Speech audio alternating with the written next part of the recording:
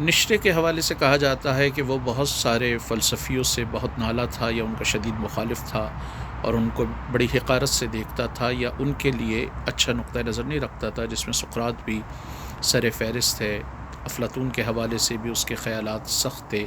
جبکہ اس کی سخت گیری جو ہے وہ ایمانوئل کانٹ اور دوسرے لوگوں کی طرف بھی تھی۔ افلاطون کو تو اس نے ایک مرحلے پہ بزدل بھی قرار دیا، اس کو بورنگ بھی کہا کہ وہ بورنگ ہے۔ نشتے کا بنیادی فلسفہ یہ تھا کہ ہر انسان میں ول ٹو پاور ہوتا ہے، اور جو یونان کی ایرسٹوکریسی تھی یا رومن ایرسٹوکریسی تھی، ان کے پاس پہلے ہی دولت تھی، جاؤ حشمت تھی، ان کے پاس جو ہے وہ ٹیلنٹ تھا، صلاحیت تھی، بہادری اور جرت ان کا خاصہ تھا۔ اس کے بلبوتے پہ وہ جو ہے وہ کام کرتے تھے اور کامیابی بھی حاصل کرتے تھے۔ اور کیونکہ سقراط یونان کی ایرسٹوکریسی سے نالا تھا اور وہ ان کا مقابلہ نہیں کر سکتا تھا دولت یا جاہ و جلال میں، تو اس لیے اس نے یہ dialectical method of teaching adapt کر کے یا سوالات کی بوچھاڑ کر کے وہ اپنے آپ کو تسلی دیتا تھا، اور اس سوال جواب کے ذریعے وہ یہ چاہتا تھا کہ کسی طرح اس کو بھی طاقت حاصل ہو، اور اس نے یہ ڈائلیکٹیکل میتھڈ اختیار کیا۔ اسی طرح پری سوکریٹیز فلاسفر جو تھے، ان کے بارے میں خیال تھا اس کا کہ وہ نیچر سے زیادہ قریب تھے، اور وہ جو کچھ نیچر میں تھا، جو پریکٹیکل تھا، جو آبزرویبل تھا، جو سائنس کے زیادہ قریب تھا، اس کو وہ دیکھتے تھے۔ لیکن افلاطون نے جو ہے وہ دنیا کو بے مایا ایک طریقے سے قرار دیا، اور اس نے کہا کہ یہ دنیا جو ہے یہ حقیقی نہیں ہے، بلکہ اس دنیا کی جو حقیقی دنیا ہے وہ کہیں اور موجود ہے، اور بظاہر وہ خیالات کی ایک جگہ ہے، خیالات کی ایک دنیا ہے جو حقیقی ہے، اور یہ دنیا اس کا ریفلیکشن ہے۔ مثلا کائنات میں جو بھی چیز موجود ہے وہ اصل کا ریفلیکشن ہے۔ تو اس نے اس دنیا کو بے مایا قرار دیا، جس کی وجہ سے فلاسفر کی اٹینشن اور بعد میں آنے والوں کی توجہ جو ہے وہ اس دنیا اور اس کائنات سے ہٹ کر، فطرت سے ہٹ کر، نیچر سے ہٹ کر جو ہے وہ مابعد الطبیعات امور پر ہو گئی، یعنی میٹا فزکس پر ہو گئی۔ ایسے امور جو سینسری آرگن کی ریلم میں نہیں آتے، یا جن کو سینسری آرگن سے آپ ویریفائی نہیں کر سکتے، یا جو آپ کے پرسیپشنز میں نہیں آ پاتے، وہ پھر زیادہ اہم ہو گئے۔ تو پلیٹو کے حوالے سے اس کا یہ کرٹیسزم تھا کہ اس نے یہ جو دنیا ہے،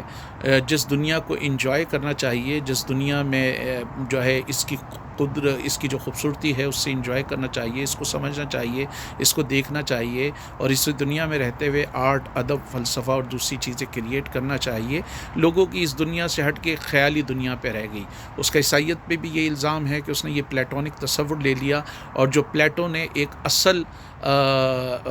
دنیا کی بات کی، یا اصل خیالوں کی دنیا جو اس کے خیال میں تھی، جو ریالٹی تھی، اور یہ دنیا ریالٹی کا عکس ہے، تو اس اصل ریالٹی کی جگہ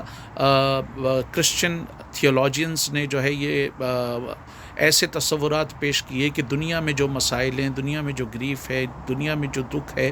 اس کے بجائے ایک اصل دنیا خدا کی بادشاہت ہے، جہاں پہ کوئی دکھ نہیں ہوگا، جہاں پہ کوئی غم نہیں ہوگا، اور جہاں پر کوئی مسائل نہیں ہوں گے۔ لیکن اس کا خیال یہ تھا کہ اس طرح کی خیالات جو ہے وہ کمزور لوگ پیدا کرتے ہیں، کیونکہ کمزور لوگ طاقتور لوگوں سے مقابلہ نہیں کر سکتے، اور طاقتور لوگوں سے مراد یہ بات پیش نظر رہے کہ نشتے کو فیسنیٹ کرتے تھے یونان کے جو ایرسٹوکریٹس تھے، یا روم کے جو ایرسٹوکریٹس تھے، جن میں کرش تھی، جن میں ہمت تھی، جن کے پاس دولت تھی، جن کے پاس ٹیلنٹ تھا، اور وہ اپنی صلاحیت کی بنیاد پر جو ہے وہ آگے بڑھتے تھے۔ تو کیونکہ وہ ان سے کمپیٹ نہیں کر سکتے، دنیا میں ان سے مقابلہ نہیں کرتے، اس لیے اپنے دل بہلانے کو اور اپنی خام خیالی کے لیے وہ اس طرح کے خیالات لے کر آتے ہیں کہ کوئی خدا کی بادشاہت ہوگی، یا کوئی ایسی دنیا ہوگی کہ جہاں پر سکھ چین ہوگا، اور اس کے لیے اس دنیا میں جو ہے وہ بندہ بالکل صبر کرے، بالکل پیسو ہو جائے، بالکل کوئی ایفرٹ نہ کرے۔ یہ بنیادی طور پہ اس کا خیال تھا۔ لیکن یہاں سوال یہ پیدا ہوتا ہے کہ اگر اس کی مراد کمزور لوگوں سے مراد یہ ہے کہ جو لوگ معاشی طور پر کمزور ہیں، یا جن کے پاس پیسہ نہیں ہے، یا جن کے پاس اختیار نہیں ہے، تو خود افلاطون کا تعلق اشرافیہ سے تھا، اس کے رشتہ دار کئی جو ہے وہ آرمی میں بھی تھے اور حکومت میں بھی تھے، بالکل اسی طرح اور بہت سارے ایسے فلسفی ہیں جنہوں نے اسی طرح کے تصورات پیش کیے۔ اگر ہم یورپ میں بہت سارے قدامت پرست فلسفی دیکھیں جو میٹا فزکس کی بات کرتے ہیں، جو اس دنیا کی بے مائگی کی بات کرتے ہیں، جو یہ بات کرتے ہیں کہ یہ دنیا کچھ نہیں ہے، ان کے پاس بھی پیسہ تھا اور وہ طاقتور بھی تھے۔ گوتم بدھا کے حوالے سے بات کی جاتی ہے کہ اس نے بہت سارے مابعد الطبیعاتی معاملات کے بارے میں سوچا، اور کچھ لوگوں کے خیال میں گوتم بدھ نے ایک دفعہ کسی مردے کا جو ہے جنازہ جاتے ہوئے دیکھا، اور اس نے اس کو روک کر پوچھا کہ یہ کہاں گیا، اس کا جسم تو یہاں ہے، تو کیا چیز اس میں سے غائب ہو گئی جو یہ مر گیا۔ اور لارڈ بدھا بھی جو ہے وہ اپنے دور کا طاقتور آدمی تھا اور اس کے پاس پیسہ وغیرہ بھی تھا۔ تو غالباً یہ کہا جا سکتا ہے کہ یہ دولت اور حشمت کا خالی معاملہ نہیں ہے، بلکہ بہت سارے لوگ اپنے طبقاتی مفادات کے لیے بھی اس طرح کے خیالات لاتے ہیں تاکہ معاشرے کے نچلے طبقات اس خیالی دنیا میں گم رہیں اور وہ اپنے مفادات جو ہے وہ حاصل کرتے رہیں اور لوگوں کو اسی طرح خیالی دنیا میں رکھیں، اور دنیا کی خوبصورتی سے اور دنیا کی دولت سے اور دنیا کی جاؤ حشمت سے جو ہے وہ انجوائے کرتے رہیں، اس سے لطف اندوز ہوتے رہیں۔ تو نشتے کا اسی حوالے سے ایمینول کانٹ پر بھی اعتراض تھا کہ اس نے میٹا فزیکل دنیا کو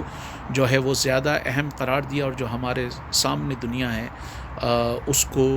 جو ہے وہ کوئی اہمیت نہیں دی، اور وہ تقریباً ان تمام ہی فلسفیوں کا ناقد رہا جنہوں نے اس دنیا کی بے مائگی کی بات کی،